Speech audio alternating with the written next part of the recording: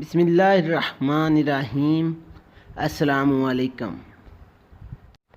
صحیح بخاری حدیث نمبر 3، وحی کی ابتدا۔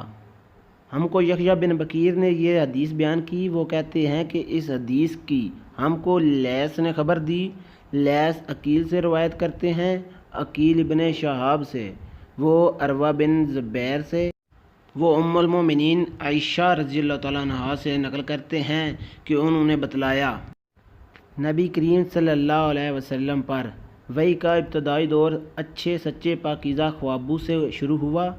آپ صلی اللہ علیہ وسلم خواب میں جو کچھ دیکھتے وہ صبح کی روشنی کی طرح صحیح اور سچا ثابت ہوتا۔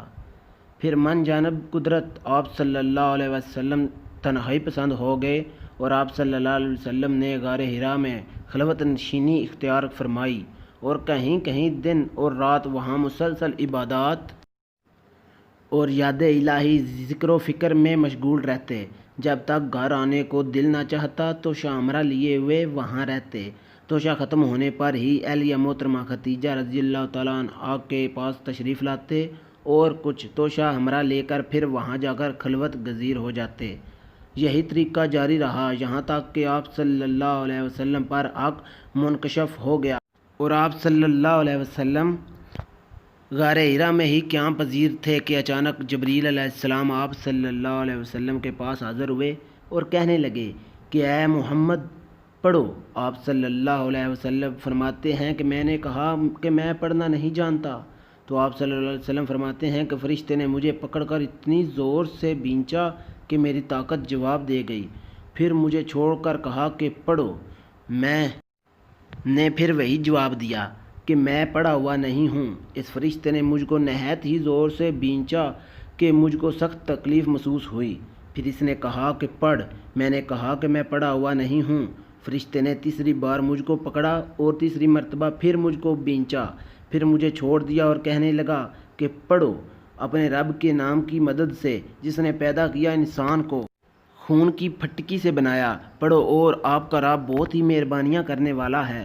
بس یہی آتے ہیں آپ صلی اللہ علیہ وسلم جبریل علیہ السلام سے سن کر اس حال میں غار حرا سے واپس آئے کہ آپ صلی اللہ علیہ وسلم کا دل اس انوکھے واقعہ سے کانپ رہا تھا۔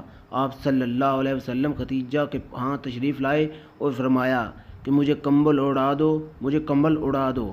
لوگوں نے آپ صلی اللہ علیہ وسلم کو کمبل اڑا دیا۔ جب آپ صلی اللہ علیہ وسلم کا ڈر جاتا رہا تو آپ صلی اللہ علیہ وسلم نے اپنی زوجہ محترمہ حضرت خدیجہ رضی اللہ تعالیٰ عنہا کو تفصیل کے ساتھ یہ واقعہ سنایا اور آپ صلی اللہ علیہ وسلم فرمانے لگے کہ مجھ کو اب اپنی جان کا خوف ہو گیا ہے۔ آپ صلی اللہ علیہ وسلم کی اہلیہ محترمہ خدیجہ رضی اللہ تعالیٰ عنہا نے آپ صلی اللہ علیہ وسلم کی ڈھارس بندھائی اور کہا کہ آپ صلی اللہ علیہ وسلم کا خیال صحیح نہیں ہے، اللہ کی قسم آپ کو اللہ کبھی رسوا نہیں کرے گا۔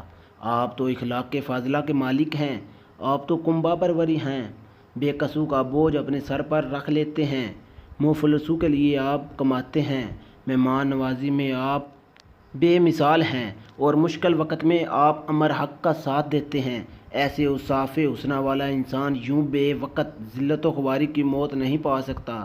پھر مزید تسلی کے لیے خدیجہ رضی اللہ تعالیٰ عنہا آپ صلی اللہ علیہ وسلم کو ورقہ بن نوفل کے پاس لے گئیں جو ان کے چچا زاد بھائی تھے اور زمانہ جاہلیت میں نصرانی مذہب اختیار کر چکے تھے اور عبرانی زبان کے کاتب تھے، چنانچہ انجیل کو بھی حسب منشائے خداوندی عبرانی زبان میں لکھا کرتے تھے۔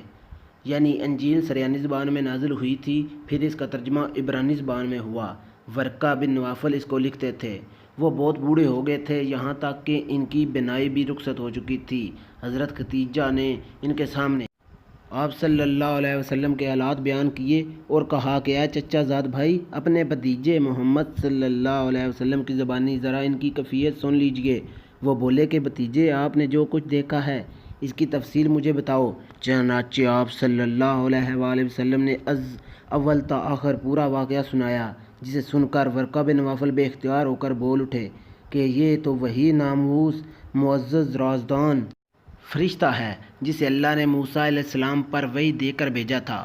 کاش میں آپ کے اس عہد نبوت کے شروع ہونے پر جوان عمر ہوتا، کاش میں اس وقت تک زندہ رہتا جب کہ آپ صلی اللہ علیہ وسلم کی قوم آپ کو شہر سے نکال دے گی۔ اور رسول اللہ صلی اللہ علیہ وسلم نے یہ سن کر تعجب سے پوچھا کہ کیا وہ لوگ مجھ کو نکال دیں گے، حالانکہ میں تو ان میں صادق و امین اور مقبول ہوں۔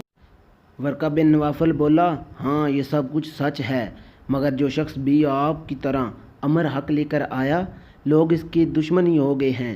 اگر مجھے آپ کی نبوت کا وہ زمانہ مل جائے تو میں آپ کی پوری مدد کروں گا۔ مگر ورقہ بن نوفل کچھ ہی دنوں کے بعد انتقال کر گئے۔ پھر کچھ عرصہ تک وحی کی آمد و رفت موقوف رہی۔